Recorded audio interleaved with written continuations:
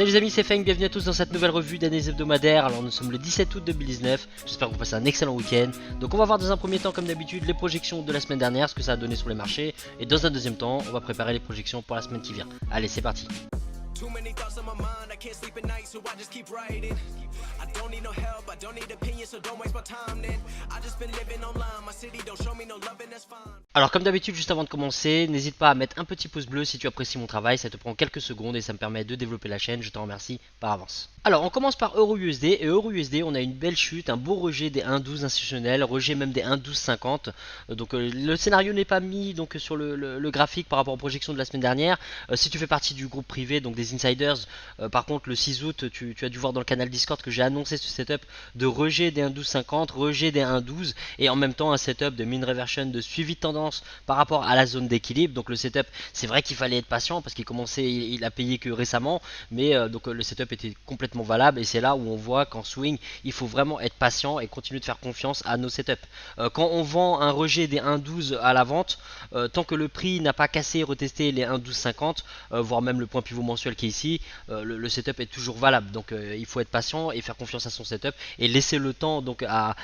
notre trade de se dérouler, de valider ou invalider notre setup, parce que ça aurait pu se passer autrement, hein. Quand on lance un trade, on sait très bien que le prix peut faire l'inverse de ce qu'on attend, mais donc psychologiquement on est préparé à ça. Et là dans ce cas précis, bon bah ça a payé tout simplement. Ça a payé, c'est pas fini parce que le setup est toujours valable. Donc on peut éventuellement attendre d'aller jusqu'au 1,10, mais dans tous les cas, ceux qui ont vendu les 1,12 sont déjà à break-even et il n'y a plus de risque dans le trade. Alors par rapport aux projections de la semaine dernière, donc sur le graphique, on n'a pas de scénario de rejet des 1,12. Par contre, on a un scénario violet du rejet des 1,11. Et au niveau du rejet des 1,11, on voit bien, alors je vais zoomer un petit peu, mais on voit bien que là, on a une belle pattern de rejet avec le marteau qui est là. Donc c'est vrai que il est possible de pas forcément prendre une perte parce qu'on pourrait toujours être impliqué dans le trade sur un achat sur le scénario violet des 1,11, mais être en négatif par rapport à cette projection violette. Donc si c'est le cas pour toi, ne regrette rien, parce que de toute façon tu as pris un setup qui est valable, un scénario par rapport à une zone clé avec une pattern du price action qui est claire, hein, il n'y a pas d'ambiguïté par rapport à la pattern. Donc à partir de là, il n'y a absolument rien à regretter et on verra pour la semaine prochaine ce que ça donne. Mais voilà, pour EURUSD en gros, mis à part le rejet des 1,12 où il fallait être très patient, cette semaine le prix, il y a juste eu un petit rejet avec cette pattern là des 1,11 et qui n'est toujours pas, donc le setup n'est pas terminé. Mais là la leçon à retenir, c'est que quand on a un setup sur du plus long terme en swing par rapport à un suivi de tendance sur une zone d'équilibre qui est représentée par une moyenne mobile exponentielle 200, c'est difficile d'aller à contre-courant, à contresens de ce genre de setup. Surtout que si on cherche par exemple un retour à l'équilibre, on voit bien que l'extension du prix n'est pas énorme, d'accord. On voit bien l'extension ici, là on a une belle extension, là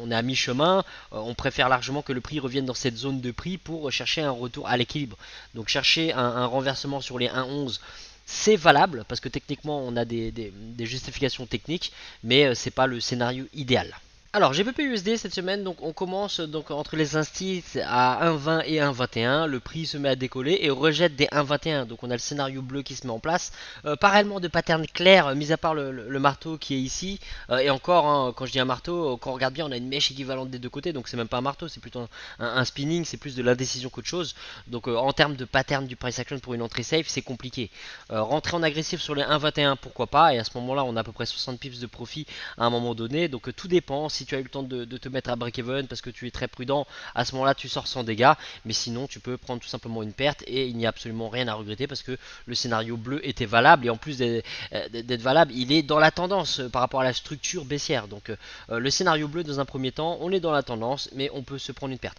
Ensuite le prix, donc quand il repasse au-dessus des 1,21 dans un premier temps, qu'est-ce qui se passe? Il rejette le bloc de contrat, et le bloc de contrat qui est appuyé aussi par rapport à cette petite trendline que j'ai tracée par rapport à cette structure baissière, donc avec des hauts de plus en plus bas, et donc le rejet il était probable. D'ailleurs c'est un setup qui rentre dans le cadre de la projection bleue, d'accord. On a un rejet, même si le prix dépasse les 1,21, comme je dis souvent, le prix il va pas s'arrêter pile poil sur l'instit ou sur la zone clé que l'on trade, hein. La plupart du temps le prix il va aller piquer de l'autre côté, il y a toujours de la liquidité au-delà des supports et des résistances, donc c'est normal que le prix aille de l'autre côté. Le tout c'est d'être patient et de voir comment le prix réagit. Est-ce que le prix il est maintenu ou pas de l'autre côté de la résistance, ou est-ce que au contraire au bout de quelques heures il repasse en dessous. Donc là GBP USD, donc on a ce rejet du bloc de contrat dans un premier temps, donc c'est possible de, si tu n'as pas pris le scénario bleu dans cette zone là en agressif mais que tu l'as pris ici, c'était valable, hein, d'accord, donc ne regrette rien, tu as pris une pattern qui était valable par rapport à une projection, par rapport à une zone institutionnelle, et donc derrière le trade il passe pas, il n'y a absolument rien à regretter. Donc par contre quand tu vois que le prix il rejette et qu'il repasse au dessus, là tu comprends que on a le scénario orange qui se met en place, d'accord, donc on a une cassure retest des 1,21, même si le prix il est repassé en dessous, on voit bien que justement juste avant je te disais qu'il fallait voir si le prix il était maintenu en dessous ou au dessus, et là on voit bien que après cette cassure on a un retest, le prix repasse en dessous, donc à ce moment là on ne sait pas, mais là on voit bien qu'il est rejeté et il repasse très vite au dessus des 1,21. Donc le scénario orange il est valable à l'achat, le seul risque, tu le vois bien sur le graphique, c'est le bloc de contrat. Le bloc de contrat il a déjà fait réagir le prix une première fois, donc par la suite il aurait pu le faire réagir encore une deuxième fois le prix, ça on ne peut pas savoir. Donc le scénario orange il était valable, la cassure retest elle était valable, à la fermeture de cette chandelle, donc tu pouvais rentrer en achat, et si tu as pris ce risque là tu es en profit, d'accord. Le seul risque c'était le bloc de contrat. Quand tu as des obstacles comme ça en chemin qui sont assez importants, tout ce que tu peux faire c'est tout simplement réduire ton exposition, réduire le risque, ou même rester à l'écart et ne pas prendre le trade. Mais voilà, donc en gros scénario bleu on peut prendre une perte, et scénario orange en cours avec un petit peu de profit.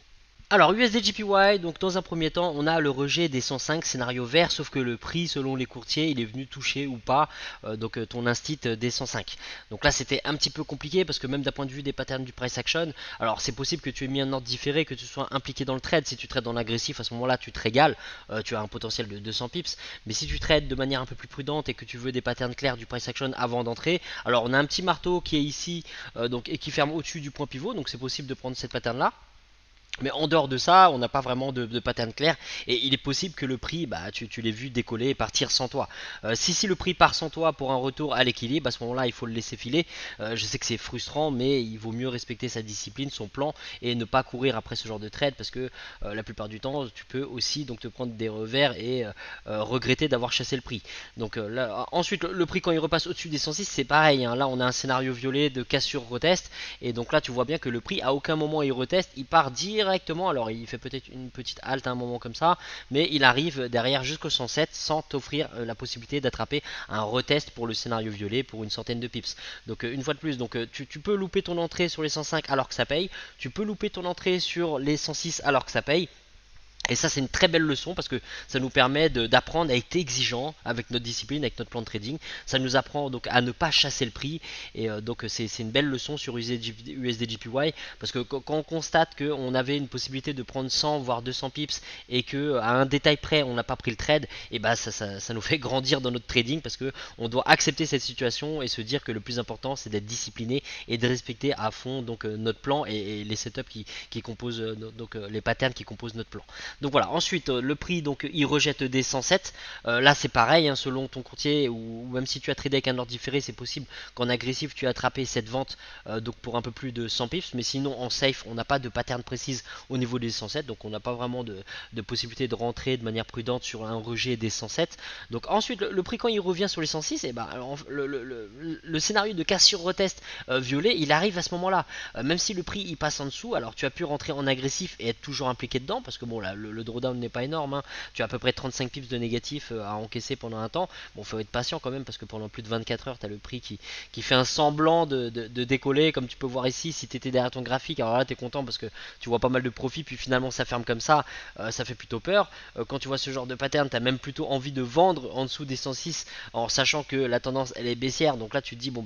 j'ai pris une vente par rapport à ce pin bar énorme qui rejette le point pivot, qui rejette l'instit des 106, et qui en plus de ça va et en harmonie avec la tendance. Si tu es en négatif par rapport à ça, ne regrette rien, parce que c'est complètement valable, d'accord. Maintenant prendre une cassure retest donc des 106, le scénario violet à l'achat, il faut une vraie pattern, qui justifie ce genre d'achat, à moins de rentrer en agressif comme je viens de te dire, où tu as eu du négatif 35 pips pendant un temps et puis tu as maintenant en profit à la fermeture du marché. Si tu attends une pattern en safe, alors tu as cette pattern là on a un beau momentum haussier. La bougie d'après tu te rends compte que finalement ça forme un railroad track, donc là on a deux belles patterns de rejet pour vendre en dessous des 106, donc il est possible de prendre une perte par rapport à ça. Et derrière qu'est-ce qui se passe? Alors là on a une pattern inside bar, d'accord, on a la bougie marquée ici, l'inside bar, inside bar, inside bar, cassure de la bougie mère et donc tu es en gros à break-even à la fermeture du marché et on va voir ce que ça donne pour la semaine prochaine, voir si le setup du mean reversion va aller au bout et rejoindre donc la zone d'équilibre ou pas. Donc voilà, sur UJ cette semaine, deux rejets donc, qui offraient 100 et voire même 200 pips mais qui n'étaient pas très propres d'un point de vue technique, donc il valent mieux éviter. Et sinon une pattern de rejet des 106 dans un sens en vente ici avec ces deux patterns là, Railroad et Pin Bar, qui ne donnent rien, un peu de négatif à faire fermeture du marché, ou bien une pattern de cassure retest avec la cassure de la bougie mère dans laquelle on est donc à break-even à la fermeture du marché. Alors AUD-USD cette semaine, pas grand chose à dire, comme tu as pu le constater, le prix se balade entre deux instits, l'instit à 67,50 et l'instit à 68 dans un tout petit range de 50 pips, donc pas grand chose à faire. Les scénarios rouges et bleus sont quand même valables, hein, donc si tu as attrapé l'un des deux, tu avais un potentiel d'un peu plus de 50 pips, 60, 70 pips,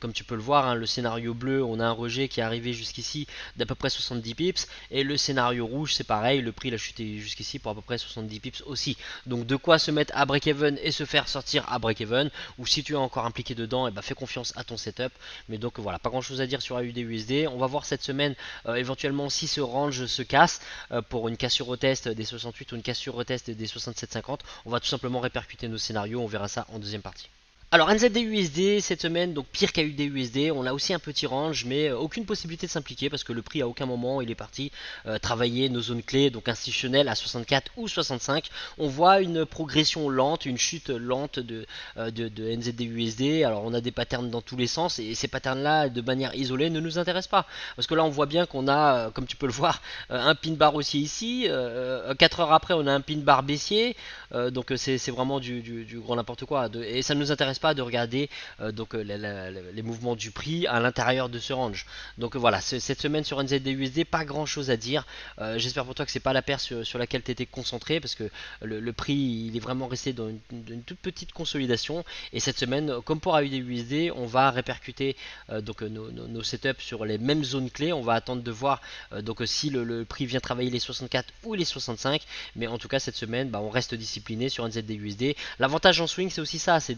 qu'on a complètement le temps, on est serein, on peut regarder 10, 15, 20 paires différentes si ça nous chante, parce que le price action est plus lent, ça offre un meilleur potentiel, il y a moins de bruit, donc moins de risques aussi, ça n'empêche pas les manipulations, mais au moins on a cette possibilité d'aller regarder différentes paires et prendre uniquement les setups qui sont clean, les setups qui offrent les meilleures probabilités. Donc voilà, NZD-USD, rien à dire sur cette paire cette semaine, le prix n'est pas allé à un seul moment travailler un de nos scénarios. Alors USD-CAD, il y avait un beau setup, le rejet du bloc de contrat donc à 1,32, l'instit des 1,32, donc c'est le scénario rouge. Le marché dans un premier temps, il vient pas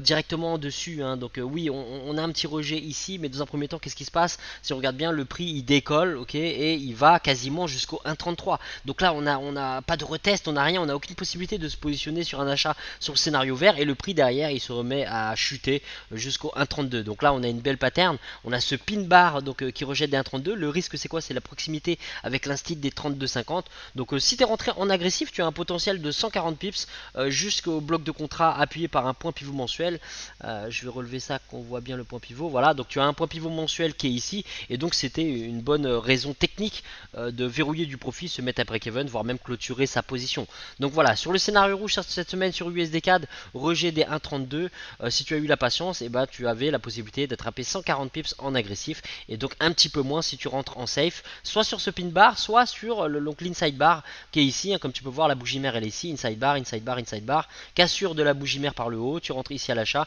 le risque c'est l'instit donc à 32,50, mais derrière donc tu es payé largement, pourquoi? Parce que tu as un décollage d'une centaine de pips, même en safe tu as 100 pips à prendre, mais en agressif 140 pips. Donc maintenant on est au niveau de l'instit des 1,33 et on va voir dans la deuxième partie ce qu'on peut faire avec USD-CAD cette semaine. Alors USD-CHF c'est un petit peu comme USD-CAD, on voit bien que c'est le dollar US qui a entraîné ces deux paires à la hausse et donc pareil, on a un rejet de l'instit des 0,97 appuyé par un point pivot mensuel et donc on a là par contre on a un potentiel de 100 pips, d'accord, on a un potentiel de 100 pips entre 97 et 98 si on rentre en agressif. Maintenant si on rentre en safe et qu'on cherche des patterns non safe, on a une belle englobante ici qui nous permettait d'entrer, toujours pareil que USD-CAD, la proximité avec l'instit des 250 pips représentait le risque, donc il était possible de réduire son exposition par rapport à ce risque, surtout surtout que l'instit des 250 pips est appuyé par cette trendline. Donc voilà, c'était possible de rentrer, mais il fallait être prudent et surtout il fallait être patient parce que comme tu peux le voir, si tu rentres donc à un moment donné, donc à la cassure de la bougie mère ou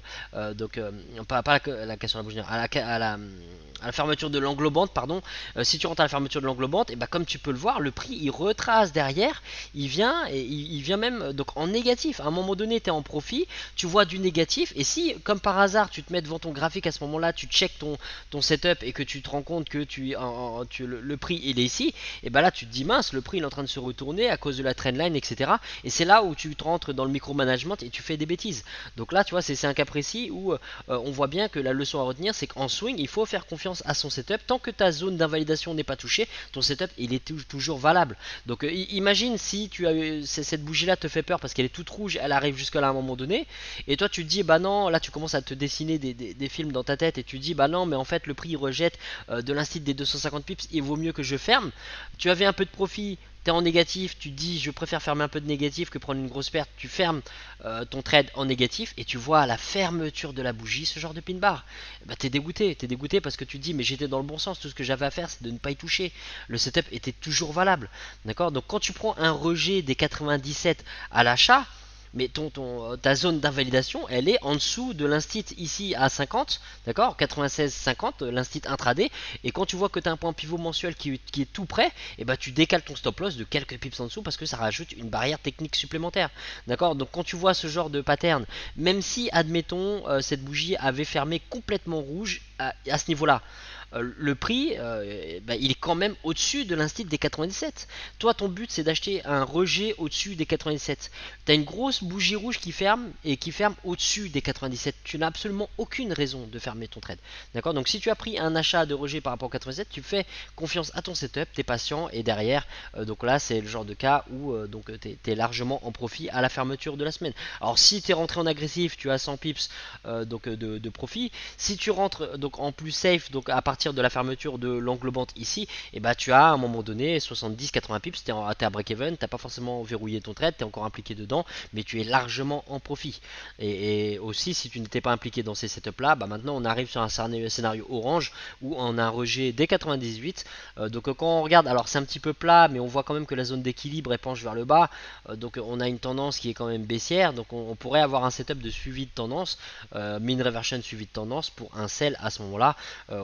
On va voir en deuxième partie, on préférera certainement des patterns un peu plus clairs de rejet et de maintien en dessous des 98, mais donc si tu n'es pas impliqué dans un trade et que tu es rentré dans ce trade à la fin de la semaine, c'est complètement valable. Mais en tout cas le retour à l'équilibre il est quasiment donc fait, hein, on est à quelques pips de l'équilibre et tu avais la possibilité de rentrer sur le scénario bleu turquoise, que ce soit en agressif ou en safe pour un potentiel de 70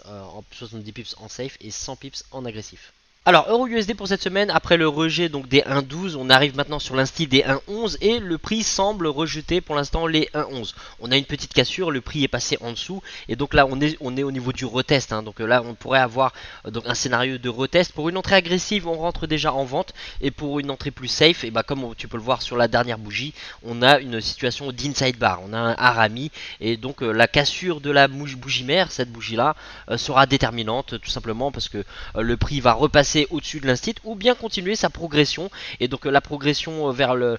une chute, donc ça serait un suivi de tendance par rapport à la zone d'équilibre, sachant qu'on a pas mal de liquidité en dessous de ce précédent bas et que on a aussi de la liquidité au niveau de l'instit à 1.10. Donc si tu n'es pas encore impliqué dans le setup de vente par rapport au 1.12, tu as un setup de vente qui se profile par rapport au 1.11, et si tu n'as pas donc de pattern d'entrée par rapport au 1.11, alors qu'on a comme un inside bar, donc tu pourras avoir une entrée en safe, hein. Mais bon c'est vrai qu'une entrée à l'achat pour un retour à l'équilibre c'est un peu plus fragile qu'une entrée en vente pour une continuation de ce suivi de tendance. Donc voilà, tout dépend. Si tu as des patterns clairs, rentre, et sinon surveille tout simplement tes zones institutionnelles à 1.10 et au-dessus donc ta zone à 1.12. Alors GBP USD pour cette semaine, donc on a une situation de cassure retest des 1,21 et le prix se retrouve maintenant donc entre le range entre 1,21 et 1,22. Donc si tu es impliqué sur l'achat par rapport à la cassure retest des 1,21, sois patient et confiance en ton setup, vise au minimum les 1,22. Et si tu n'es pas impliqué, bon bah écoute, pour l'instant on est toujours dans cette zone de bloc de contrat qui pourrait faire chuter le prix ou bien décoller si on a une invalidation de ce même bloc. Donc pour l'instant on patiente et on surveille nos zones institutionnelles à 1,21 et à 1,22. J'ai passé les petites trendlines parce que c'est vrai que pour l'instant on a cette structure baissière qui semble être cassée. Donc si le prix est maintenu au-dessus de cette trendline et au-dessus des 1,21, on pourrait avoir une situation de début de tendance haussière. Comme tu peux le voir, on a des bas de plus en plus haut. Donc là on arrive sur une zone sensible où on va voir si on continue cette structure baissière pour une continuation de la tendance, ou bien au contraire on a une cassure de cette structure baissière pour une nouvelle tendance haussière, un renversement de la tendance, et à ce moment là ça nous offrirait un setup de retour à l'équilibre. Alors UJ pour cette semaine, donc on a un beau décollage depuis les 105, un beau rejet et un setup de retour à l'équilibre qui se profile, qui est déjà à mi-chemin, parce que là le retour à l'équilibre est quasiment fait. Donc pour l'instant on a cette création de bloc de contrat à surveiller. On a un beau bloc, parce que là en une seule bougie, comme tu peux le voir, on a un décollage d'à peu près 150 pips depuis les 105 en une seule bougie de 4 heures. Donc là il est clair qu'on a un bloc de contrat, on a des acheteurs qui ont appliqué des gros volumes. Donc si le prix revient sur ce bloc de contrat, il faudra surveiller, faire attention, parce qu'on a une zone de support très forte entre le bloc de contrat, le point pivot mensuel et l'instit à 105. Et si le prix donc décolle et que tu n'es pas impliqué dans le trade, à ce moment là surveille la zone des 107 qui pourrait donc nous offrir un setup de mean reversion de suivi de tendance, tout simplement parce qu'on a la zone d'équilibre qui arrive sur cette tendance baissière, et à ce moment là le décollage ne serait qu'un retracement pour une continuation de cette tendance baissière. Donc dans un cas on va surveiller le retour, la continuation de retour à l'équilibre, et dans un autre cas on va surveiller donc le suivi de tendance. Mais on sait où surveiller, on sait où regarder nos patterns du price action. On regarde les 106, les 107, et si le prix chute, on fait attention aux 105. Alors AUD-USD, toujours dans cette petite consolidation entre 67,50 et 68, donc naturellement on va attendre la cassure de cette consolidation, de ce range. Donc on prévoit bien sûr donc une cassure des deux côtés, d'accord. On ne parie pas, on n'anticipe pas, on sait très bien qu'on pourrait avoir une cassure des 68 pour un retour à l'équilibre. À ce moment là on ne chasse pas la cassure, on attend bien le retest donc après avoir eu une belle cassure. Et donc dans le cas du scénario vert, à ce moment là on aurait tout simplement une continuation de la tendance baissière avec une cassure retest des 67,50. Donc j'ai mis le scénario au niveau des 67,50 parce que ça représente le bas du range, mais tu peux très bien répercuter ce scénario sur l'instit des 67, et si tu n'as pas de pattern propre au niveau des 67,50 et que le prix chute, et bah à ce moment là répercute le scénario vert tout simplement au niveau des 67 pour une belle cassure retest, et à ce moment là, et pour viser les 66. Alors NZD-USD, donc comme pour AUD-USD, on est dans un range. Pour l'instant, on est entre l'instit des 64 et l'instit des 65. Donc on va patienter, voir si le prix arrive sur un des deux instits. Et quand il arrivera forcément sur un des deux instits, on va chercher nos patterns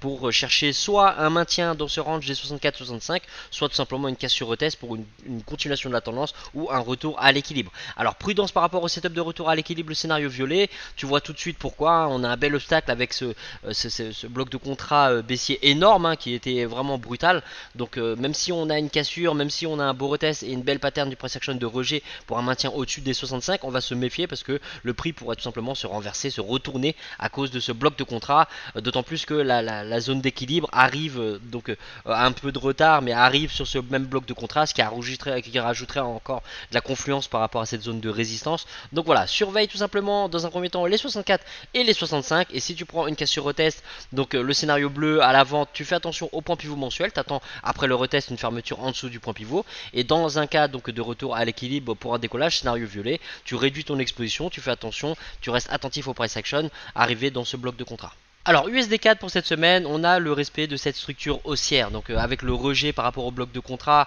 donc l'instit des 1,32 et aussi donc ce bas de canal, on a une continuation de cette tendance haussière, et donc la moyenne mobile, comme on peut le voir, la moyenne 200 long terme commence à donc pointer vers le haut, ce qui nous montre un début de tendance haussière. La structure est déjà là, on a des bas de plus en plus hauts, des bas de plus en plus hauts et des hauts de plus en plus hauts, et donc à ce moment-là, on pourrait être donc sur une situation de retracement au niveau des 1,32,50. 1,3250 pour un décollage du USD CAD. Donc on va surveiller nos zones du price action, donc des 1,3250, des 1,33. On va faire attention à ce bloc de contrat baissier, hein, même si le bloc il est à contre-courant de la tendance, donc ça voudrait dire qu'il a plus de chances d'être invalidé qu'autre chose, mais on va donc prendre plus au sérieux ce bloc de contrat si le prix revient sur cette zone là, parce que au contraire ce bloc de contrat il est donc en harmonie avec la structure du marché. Donc voilà, USD CAD cette semaine, on surveille les 1,32, 1,3250 et 1,33 et on fait attention bien sûr au point pivot mensuel et au bloc de contrat. Alors USD CHF, donc le retour à l'équilibre est quasiment fait et pour l'instant cette petite structure baissière sur le long terme tient toujours, hein, parce qu'on a des hauts de plus en plus bas, mais récemment on a ces précédents hauts qui ont été cassés et qui pourraient être retestés. On a déjà eu un retest ici au-dessus des 97,50, donc il est possible qu'on ait un retournement de la tendance, mais au-dessus on a vraiment pas mal de résistance. On est dans une zone vraiment encombrée avec l'équilibre qui arrive, le point pivot mensuel et l'instit à 0,98. Donc on va tout simplement continuer d'analyser notre price action sur ces zones clés là au niveau des 0,98 pour une cassure retest et une continuation de cette inversion de la tendance, hein. On voit qu'on a un bas de plus en plus haut ici, donc c'est possible que le prix continue de décoller, mais on a aussi la possibilité que cette moyenne mobile nous offre un setup de mean reversion de suivi de tendance pour une continuation de la chute, et à ce moment là on aimerait voir le prix rejeté en dessous, donc maintenu en dessous des 0,98, hein, parce que le rejet on l'a déjà pour l'instant, mais il est possible que le prix aille piquer au dessus même si derrière il est maintenu en dessous des 0,98. donc on va attendre des patterns clairs donc à l'ouverture du marché au niveau des 0,98 pour nous positionner en prenant en compte bien sûr tous les obstacles qu'on a aussi bien à la hausse qu'à la vente. Voilà les amis, c'est la fin de cette vidéo, merci d'avoir suivi jusqu'au bout, donc n'hésitez pas à mettre un petit pouce bleu si ça vous a plu, si vous avez des questions mettez-les en commentaire, je vous répondrai avec plaisir. Donc je vous souhaite une bonne semaine et de bons profits sur les marchés. Les insiders, on se retrouve dans le canal Discord pour cette nouvelle semaine.